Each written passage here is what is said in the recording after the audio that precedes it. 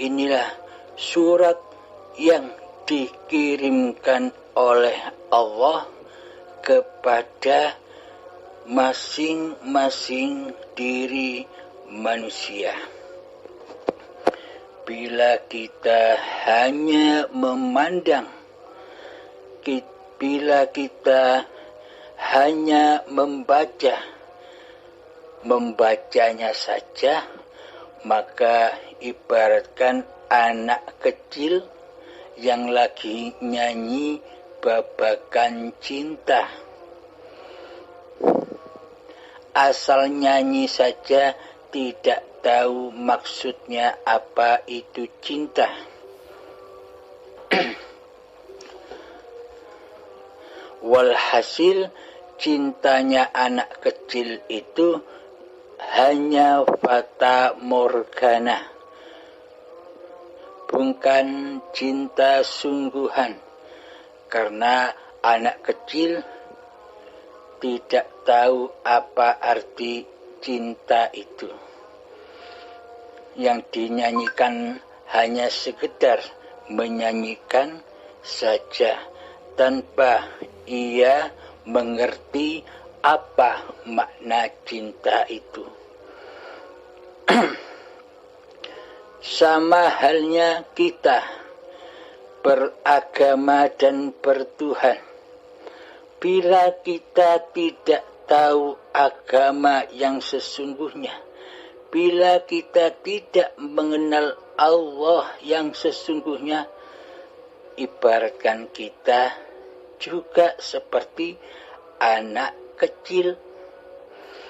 Asal beragama, asal bertuhan, tidak tahu bagaimana mengaplikasikan makna beragama dan bertuhan itu. Semuanya hanya fata morgana saja.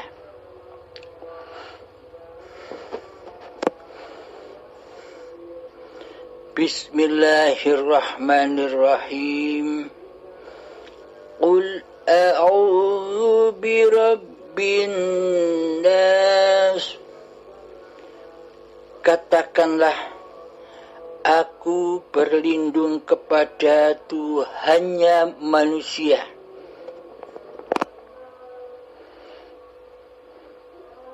Bagaimana cara kita berlindung kepada Tuhannya manusia? Bila kita belum mengenal siapa Tuhannya manusia, apakah kita bisa berlindung kepada Tuhannya manusia? Selama ini kita hanya berlindung kepada hawa nafsu kita sendiri. Selama ini kita hanya berlindung kepada setan yang terkutuk. Siapakah yang ada di hati kita? Tuhankah atau diri kita sebagai Malik, sebagai raja di dalam singgasana hati ini? Bila yang wujud, bila yang ada, bila yang hidup di dalam singgasana hati kita ini masih nama manusianya, masih hawa nafsu kita sendiri yang merajai, yang menguasai, yang mentuhani singgasananya hati ini, bagaimana mungkin kita berlindung kepada Tuhannya manusia bila kita tidak mengenal, bila kita tidak bertemu kepada Tuhannya manusia? Maka mukhallah kita bisa berlindung kepada Tuhannya manusia, karena kita tidak kenal kepada siapa sih Tuhan itu. Nah, ini selama ini kita terlena akan keberadaan diri manusia kita sendiri daripada menyaksikan siapa sih yang mengadakan kita selama ini, siapa sih yang mewujudkan badan-badan ini selama ini, siapa sih yang menghidupkan kita selama ini. Kita terlena di dalamnya. Kita tidak merespon sama sekali. Kita tidak tafakur sama sekali. Karena kita sudah disesatkan oleh setan yang terkutuk untuk melalaikan Tuhannya manusia.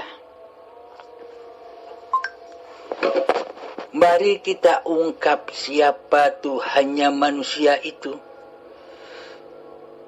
Seringkali saya sebutkan ayatnya. Siapa sih Tuhannya manusia itu? Tuhannya manusia itu bukan sesebutan Allah, Gusti, dan sebagainya. Bukan itu Tuhannya manusia. Itu hanya sekedar nama-namanya saja. Bukan diri yang punya nama. Sama halnya saya, Abdul Halim. Abdul Halim ini kan hanya nama. Bukan sosok pemilik nama.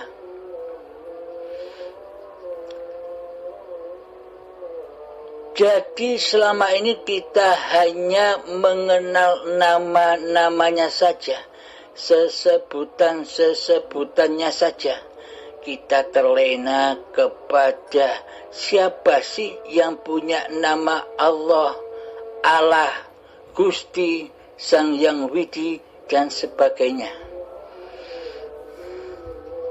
Coba kita hayati, coba kita tafakuri dalam hati kita.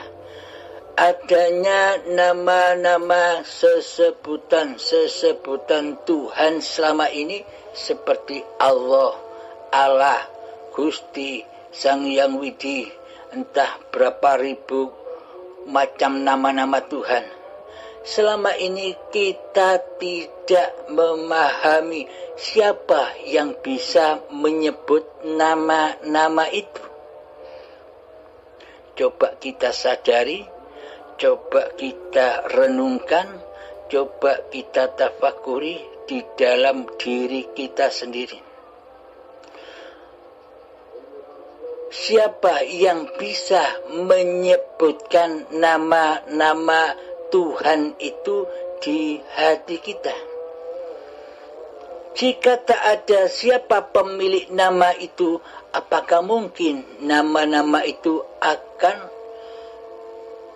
tersebut atau akan muncul? Nama Allah, nama Sang Yang Widi, nama Gusti. Nah, yang bisa berkata-kata nama Allah, nama Gusti, nama Sang Yang Widi itu siapa ini? Yang bisa mengucapkan ini loh, siapa? Bila tak ada hidup di dalam Abdul Halim ini, apakah Abdul Halim bisa berkata-kata Allah, Gusti, Sang Yang Widi, dan sebagainya? Apakah mungkin kita bisa menyebut, berkata nama-nama Tuhan itu?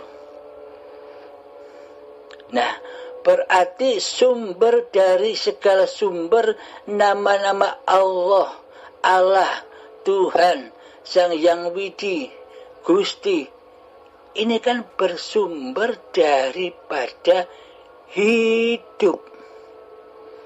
Bila Abdul Halim, bila Anda semua tidak ada hidup yang menyertai badan ini, apakah Anda bisa berkata atau menyebut nama Allah? Nama Allah. nama Gusti, nama Sang Yang Widi. Coba renungkan, coba hayati. Jadi yang menyebut nama-nama itulah Allah. Jadi yang bisa menyebut itulah yang dimaksud Tuhannya manusia. Tuhan yang mentuhani manusia, yakni hidup inilah Tuhan yang mentuhani manusia. Tuhan yang mewujudkan manusia. Tuhan yang menghidupi manusia, Tuhan yang mengkuasakan manusia, Tuhan yang mengkehendakkan dan yang mendaya upayakan serta yang mengikhtiarkan manusia. Hidup inilah yang memperlihatkan mata-mata manusia. Hidup inilah yang memperdengarkan telinga-telinga manusia. Hidup inilah yang mengata-ngatakan, yang berkalam-kalamkan manusia. Bila tak ada Tuhannya manusia, bila tak ada Allah, apakah kita bisa menyebutkan segala sesuatu, bisa menyebutkan nama-nama Tuhan, bisa menyebutkan apa saja. Jadi cikal bakal sesebutan-sesebutan yang disebut oleh manusia itu kan bermula bersumber daripada hidup. Tanpa adanya hidup, maka tak akan ada sesebutan nama itu. Jadi maka nyatalah Tuhannya manusia bagi manusia yang sudah menyadari Tuhan pencipta diri manusianya. Bismillahirrahmanirrahim. Allahu la ilaha illa huwal hayyul qayyum. Allah, dialah hidup. Allah, tiada Tuhan yang berhak disembah. Dialah hidup yang kekal, lagi terus menerus. Jadi pada hakikatnya seluruh manusia, seluruh makhluk bertuhankan Allah, bertuhankan hayatullah, hidup yang ada di seluruh manusia, hidup yang ada di seluruh makhluk-makhluk hidup lainnya, itulah Tuhannya semesta alam ini. Hidup itulah yang mentuhani alam semesta ini. Coba kita hayati, coba kita tafakuri di dalam hati kita, coba kita renungi dengan sedalam-sedalamnya di hati kita. Coba, apakah kita tahu segala sesuatu yang ada di hadapan kita? Apakah kita bisa tahu adanya alam semesta ini? Apakah kita bisa tahu galaksi-galaksi yang miliaran banyaknya di luar sana? Apakah kita bisa tahu kehidupan-kehidupan manusia? Apakah kita bisa tahu kehidupan-kehidupan hayawan? Apakah kita bisa tahu kehidupan-kehidupan tumbuh-tumbuhan yang kita saksikan selama ini? Tanpa Allah, tanpa dihidupkan Allah, tanpa dituhani oleh Allah. Coba rasakan, renungkan di dalam hati kita. Jadi semua tampilan-tampilan yang kita pandang, jadi tampilan-tampilan yang kita dengar, jadi tampilan-tampilan yang kita rasakan di hati ini, semuanya ada, semuanya hidup, karena hidupnya Tuhan yang mentuhani dan yang menciptakan manusia. Bila tak ada hayatullah, bila tak ada Allah, apakah bisa terwujud segala sesuatu yang kita pandang, yang kita ngerti selama ini? Coba dipikirkan, seumpama kita tidak terlahir ke dunia ini, seumpama kita tidak ada di dunia ini, apakah kita bisa tahu segala sesuatu, nama-nama segala sesuatu, nama-nama apapun, nama-nama Tuhan? Jadi yang memberitahu dialah yang menciptakan diri manusia itu sendiri, yang menciptakan alam semesta ini, yakni Allah, Tuhan seluruh alam, Tuhan sekalian alam. Jadi hidup yang selama ini kita akui sebagai hidup manusia kita, sebenarnya itulah Allah, itulah Allah, itulah Gusti, itulah Sang Yang Widi, itulah Tuhan yang Maha Esa. Berhubung selama ini kita akui sebagai hidup manusia kita, maka selama ini kita banyak terlena mentuhankan diri kita sendiri. Allah sebagai Tuhannya manusia kita tiadakan, kita goibkan di hati kita selama ini.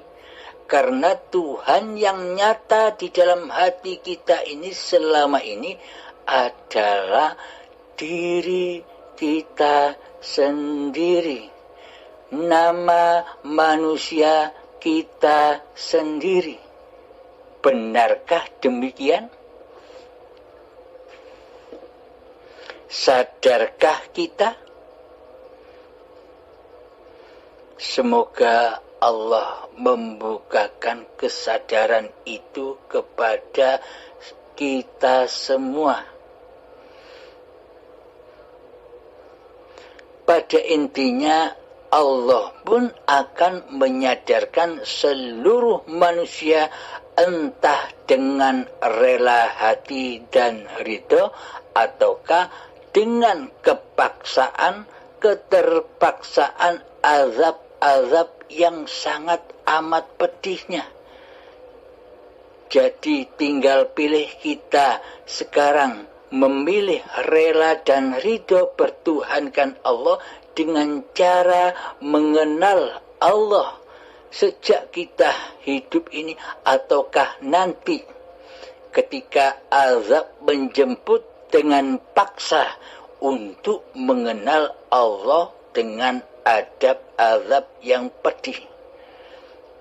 Jadi dikelongkop dengan paksa pengakuan-pengakuan diri manusianya, dikelongkop dengan paksa kekuasaan kehidupan diri manusianya, dikelongkop dengan paksa anak-anak dan istrinya, dikelongkop dengan paksa harta bendanya, semuanya menjadi siksa baginya. Karena apapun yang dicintai di hatinya bakal menjadi azab-azabnya. Itulah makna api-api siksa kubur atau api-api neraka. Jadi tinggal pilih mengenal Allah, bertemu Allah dengan rela dan ridho hati sekarang ini, ataukah nanti setelah datang ajal menjemput di saat syakaratul maut. Jadi pembersihan hati manusia itu ada dua. Pensucian hati manusia itu ada dua. Yang pertama, sekarang kita sadar, kita rela, kita ridho kembali pulang kepada Allah. Inna lillahi wa inna ilaihi raji'un. Ataukah nanti ketika saat syakaratul maut tiba-tiba datang menjemput kita dengan paksa dan azab yang pedih. Semua tergantung kita sendiri. Saat ini kita mau belajar mengenal Allah, ataukah nanti dengan paksa dikembalikan kepada Allah. Tinggal pilih. Qul a'udzu birabbin nas, katakanlah aku berlindung kepada Tuhannya manusia. Bila kita sudah menyadari bahwa hidup inilah Tuhannya manusia, Tuhan yang mentuhani manusia, Tuhan yang menghidupi manusia. Selama ini yang kita rasakan bahwa hidup ini hidupnya manusia. Berarti selama ini kita secara tidak sadar bahwa kitalah yang ngaku-ngaku sebagai Tuhannya. Selama ini berarti kita tidak sadar mengaku-ngaku sebagai Allah di hati kita. Karena bodohnya diri kita. Berarti bila di hati kita ngaku-ngaku bahwa diri kitalah yang hidup, diri kitalah yang berkuasa, berarti selama ini kita jadi setan yang terkutuk. Karena di dalam hati kita tidak bertuhan kepada Tuhannya manusia, malah diri kitalah yang sok jadi Tuhan. Apakah ini bukan persekutuan? Mensekutukan Allah, mensekutukan Allah, mensekutukan Gusti, mensekutukan Sang Yang Widi dengan diri manusia kita sendiri selama ini. Maka dari itu Allah sudah menyebutkan, Allah sudah menjelaskan bahwa setan itulah musuh-musuhmu yang nyata. Setan terkutuk itulah yang wajib engkau perangi. Bila tak kau perangi, bagaimana mungkin engkau akan bertemu dengan Tuhannya manusia? Bila tidak engkau perangi setan-setan yang terkutuk itu, siapa setan-setan yang terkutuk itu sejatinya?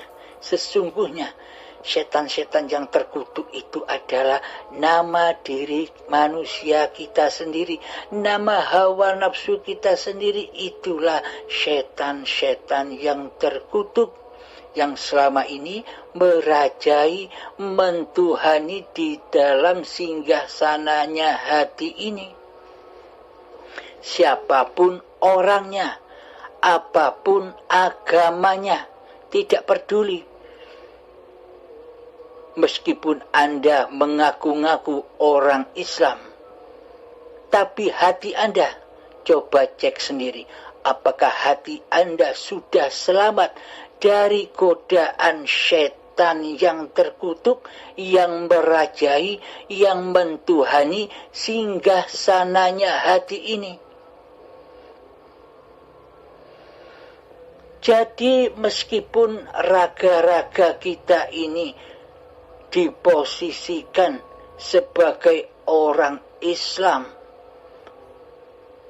namun cek hati kita, apakah hati kita juga sudah Islam di sisi Tuhan pencipta manusia. Jadi jangan merasa benar keislaman Anda sehingga Anda mengkafir-kafirkan agama selain agama Anda. Namun bila Anda sudah memahami, menyadari bahwa Tuhannya manusia itu adalah hidup yang Anda selama ini akui sebagai hidup Anda, maka Anda akan menyadarinya. Menyadari bahwa seluruh manusia itu, seluruh agama-agama yang ada di dunia ini adalah ciptaan Allah, ciptaan hidup. Bila tidak ada hidup, apakah Anda bisa tahu macam-macam manusia? Bila tak ada hidup, apakah Anda tahu macam-macam agama? Jadi agama-agama badaniyah, jadi agama-agama syariat, termasuk Islam sendiri, bukan ukurannya hati yang berislam kepada Allah, bukan ukuran. Meskipun Anda mengaku agama Islam, tapi selama ini hati kita kan tidak Islam. Islamnya hanya casing saja. Islamnya hanya formalitas saja, agar aman setan yang terkutuk di hati kita, agar aman diri kita dari hujatan manusia lain bahwa kita sudah beragama dan bertuhan, agar tidak dikatakan ateis oleh orang lain.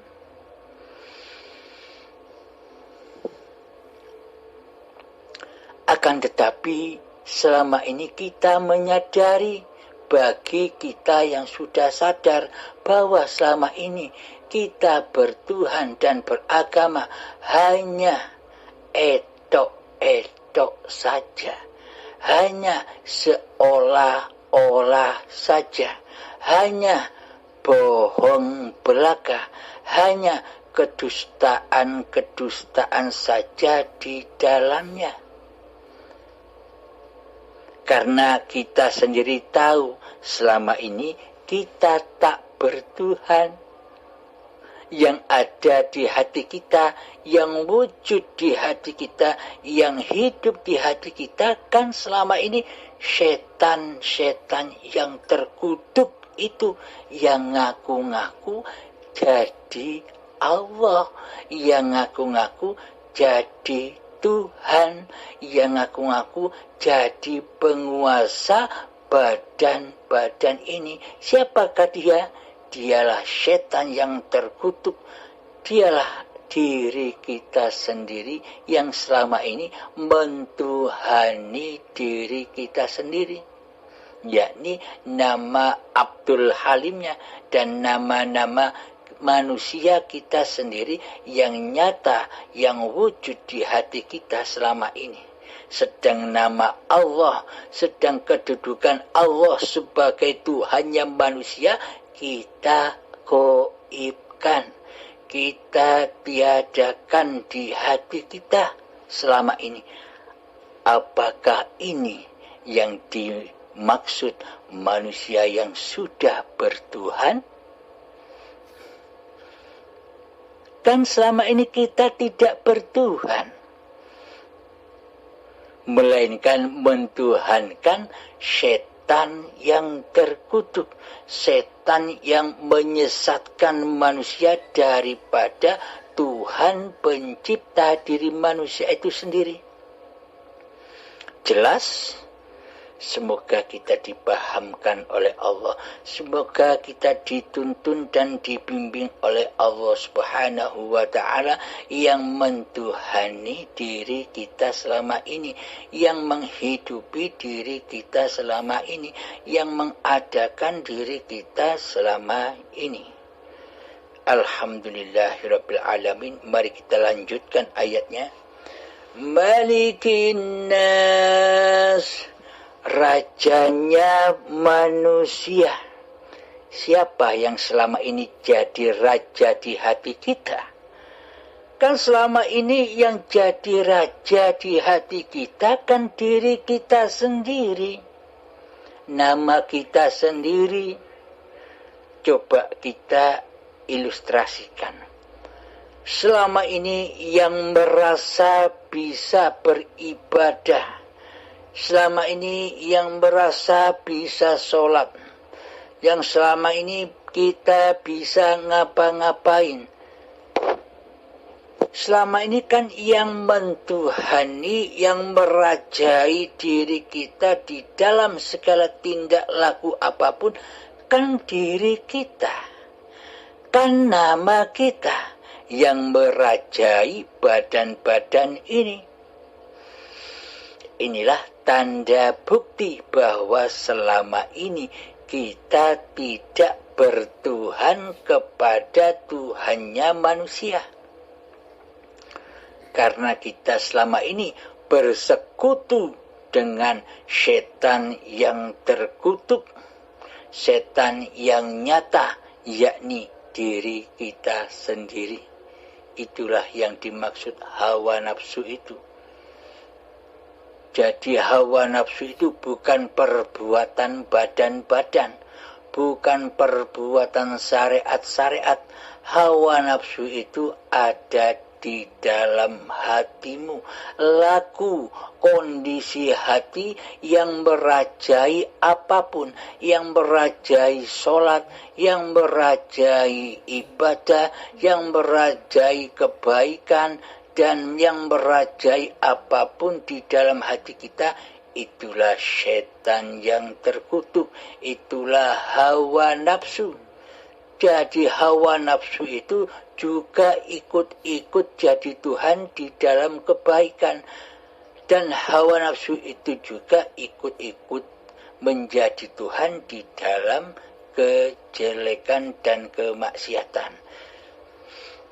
Jadi ujung pangkalnya adalah pada hawa nafsu. Jika di dalam hati kita ini masih menjadi Tuhan, nama diri kita masih merasa hidup dan menjadi Tuhan di dalamnya, seluruhnya itu hawa nafsu, linafsi, semua milik manusianya. Karena manusia mentuhani diri manusianya sendiri, karena manusianya belum Islam di sisi Tuhan yang mentuhani dirinya.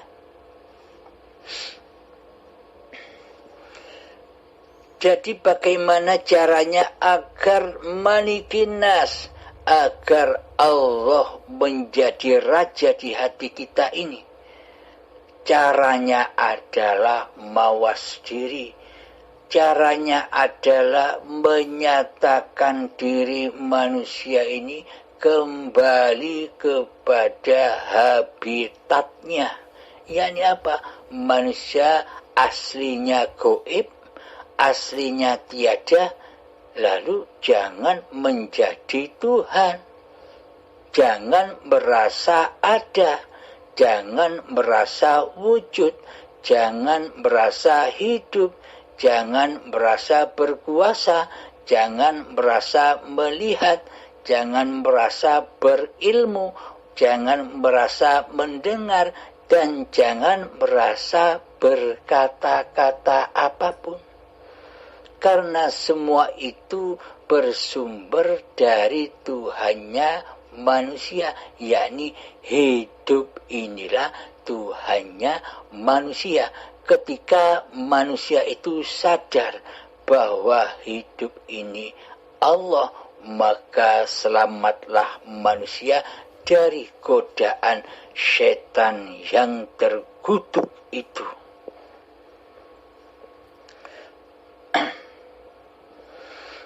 Mari kita lanjutkan kembali. Ilahin nas, sesembahan manusia.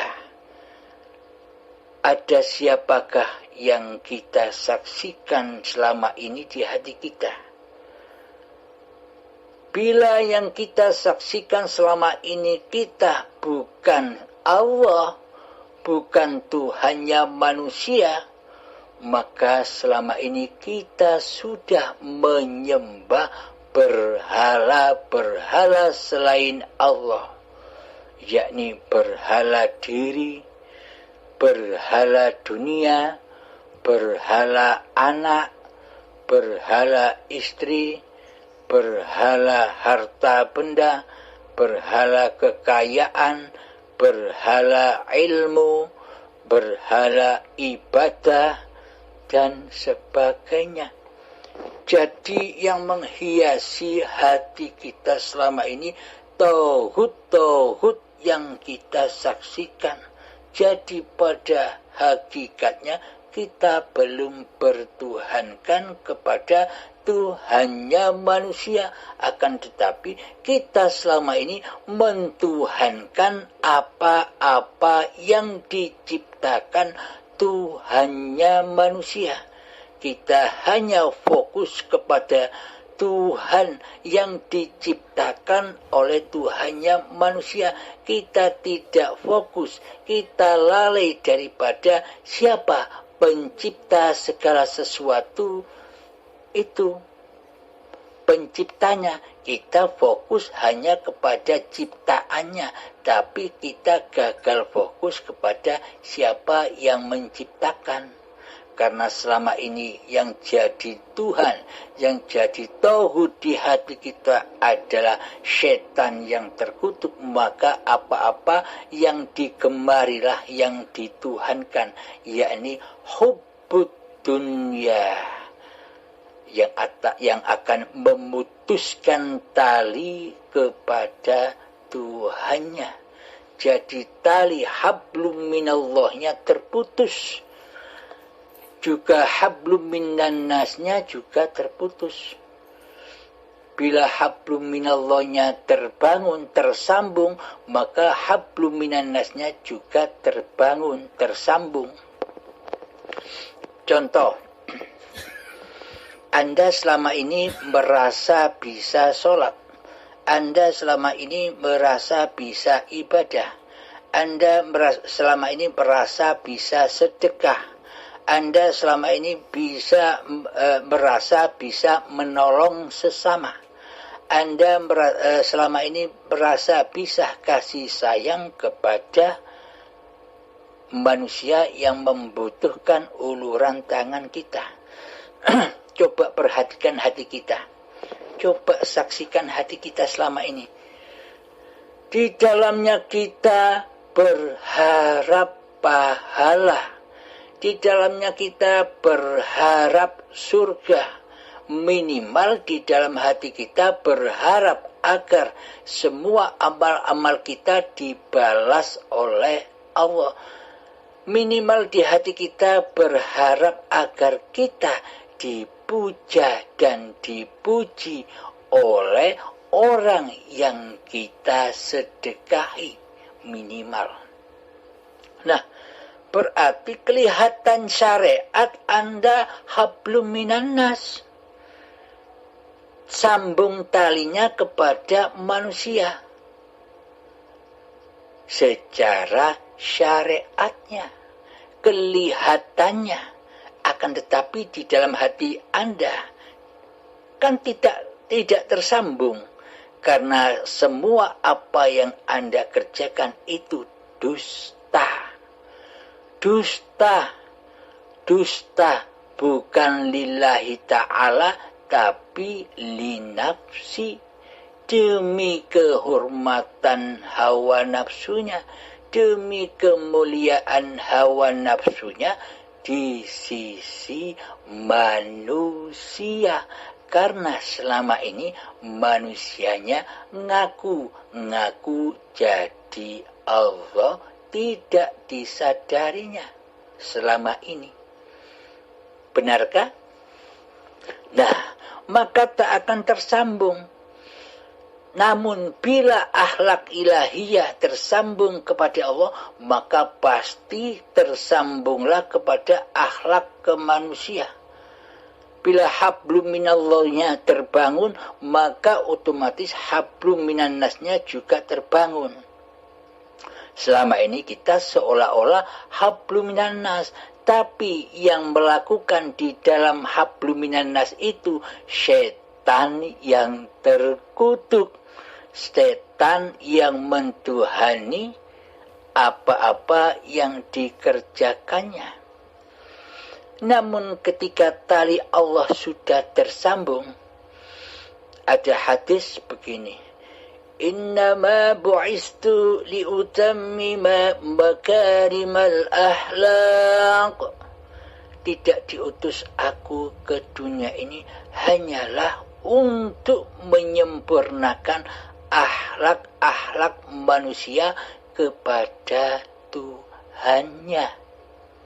Karena selama ini manusia tidak bertuhan hatinya. Hati, qulub, hati yang disaksikan, yang dipandang oleh Allah hanya hati, bukan perilaku badan, bukan syariat badan. Bila hatinya najis, najislah semua syariat-syariat badannya. Bila hablum minallahnya najis, maka hablum minannasnya juga najis. Bohong, dusta. Bila sudah nyata bahwa hidup ini Allah yang mentuhani manusia, inilah yang dimaksud akhlak yang sempurna yang dibawa oleh Kanjeng Nabi Muhammad, yang mana kondisi hati selalu mentauhidkan Allah daripada mentauhidkan setan yang terkutuk di hati kita, mengesahkan Allah daripada mengesahkan setan yang terkutuk di hati kita, yakni nama diri kita sendiri. Bila hidup sudah nyata di dalam hati kita ini bahwa hidup ini Allah, maka ketika berhubungan dengan manusia pasti yang terjadi Allah pula. Contoh, ketika Anda bersedekah, seolah-olah manusianya yang mengasihi sayangi, karena kasih sayang itu sifatnya Allah. Tapi seolah-olah saja manusia memandang kita sebagai hamba Allah, seolah-olah mereka memandang manusianya lah yang bisa kasih sayang, yang bisa menolong sesama, yang bisa mensedekahi orang lain.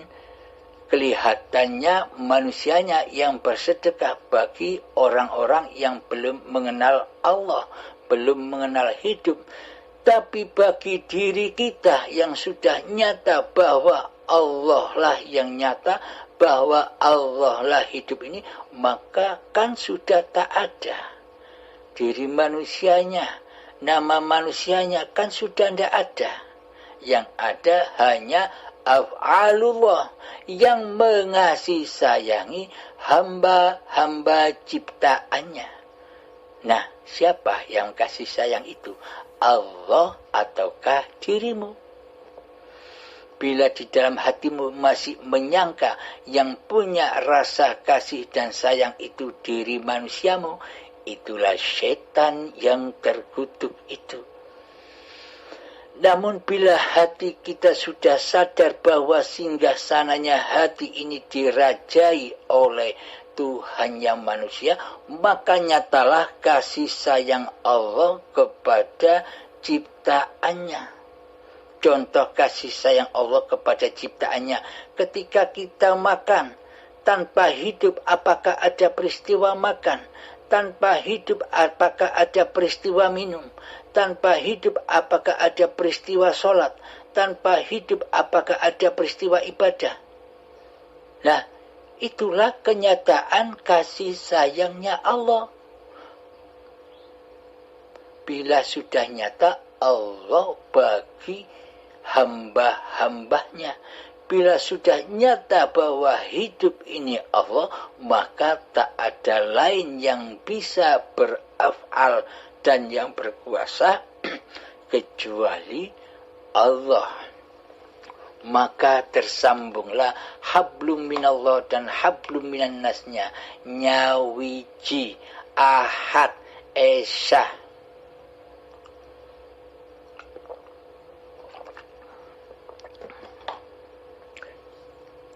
Bahwa yang mentuhani manusia itu adalah Allah. Dan diri kita sudah tak menjadi setan yang terkutuk lagi. Dan diri kita sudah Islam, sudah pasrah bahwa hidup ini Allah yang mentuhani seluruh manusia, yang mentuhani dan yang mengasihi sayangi badan-badan ciptaannya. Mari kita lanjutkan lagi. Min syarril waswasil khannas.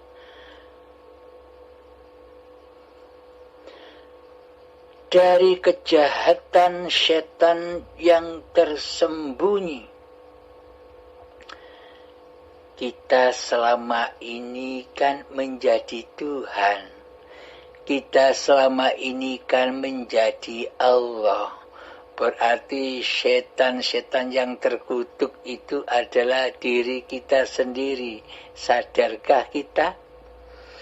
Yang bersembunyi di dalam dada-dada manusia, seolah-olah kita ini manusia yang bertuhan, namun sesungguhnya kita adalah setan yang terkutuk yang bersembunyi di singgahsananya diri kita sendiri selama ini, selama kita belum bertuhan, selama kita belum beragama di sisi Allah.